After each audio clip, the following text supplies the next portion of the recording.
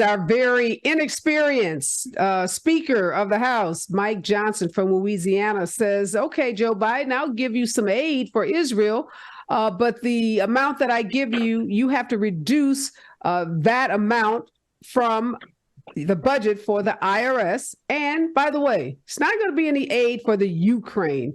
So he is, Mike Johnson, Speaker of the House, GOP Speaker, setting up a showdown, not only with Joe Biden, but with other Democrats in the House and Senate Democrats who are determined to give aid, not just to Israel, but to the Ukraine as well, and who are not demanding that there be some equal amount reduced from the IRS's budget. Where is this going? And does the speaker know what he's doing? Well, the speaker clearly doesn't have the leadership experience. This much we know. But he is also very much a committed and quite clear social and political conservative. So, that may have come as a surprise to others who didn't know who he was. But once you look at the record, it is quite clear. And so the challenge that he has before him is that the positions of the Republicans in Congress are simply untenable in terms of actually coming forward with something that can pass, that can be bipartisan, and also satisfy the GOP. And so, either one of two things is going to happen.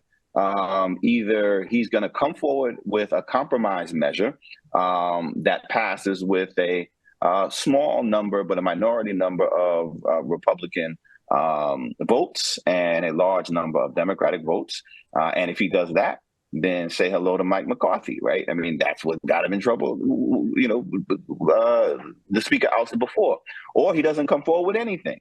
And then you have, or what he has already, which isn't gonna fly. And then you're back to square one with nothing being passed at all, and the government with its hands tied. Yeah, it's kind of interesting, this strategy, Professor Walker, because what Mike Johnson is saying, he's going to make the Democrats look bad. He's going to say, you Democrats, here's a bill that will provide aid to Israel. Now, it does have some strings attached, i.e., reduction in budget to the IRS.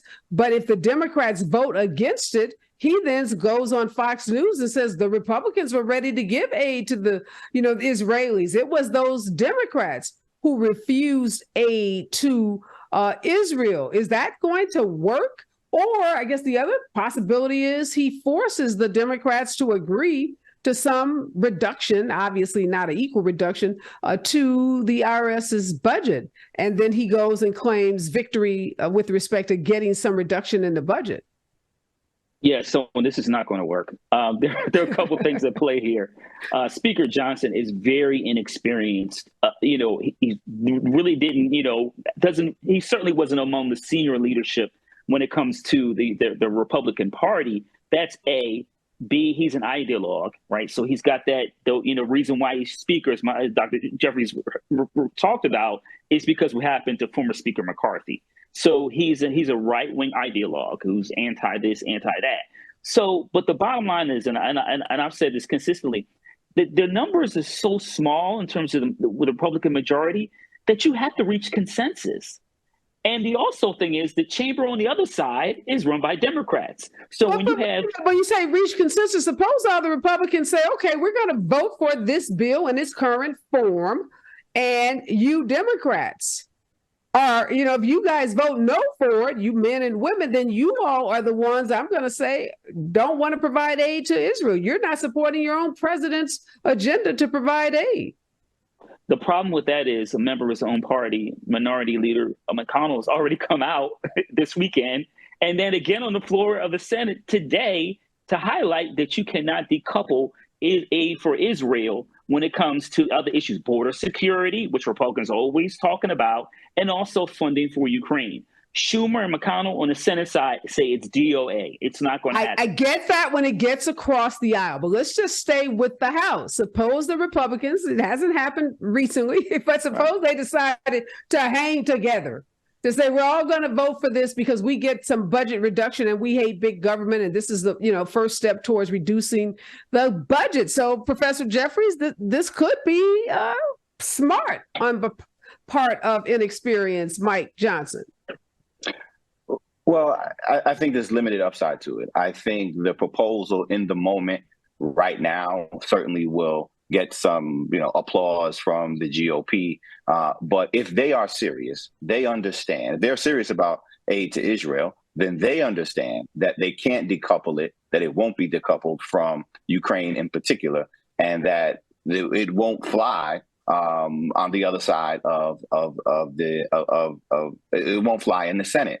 And so if they're serious about passing it, then they're going to have to come up with some bipartisan measure. And then that sense of unity is going to collapse because you have that segment within the GOP that just simply is not concerned about governing and are totally fine with blowing up the U.S. government in this particular way. So right now, yes, it's playing to his base. But if he's serious about actually passing the legislation, then simply saying or alluding like, oh, the Democrats won't support it, that's just, people are going to see right through that.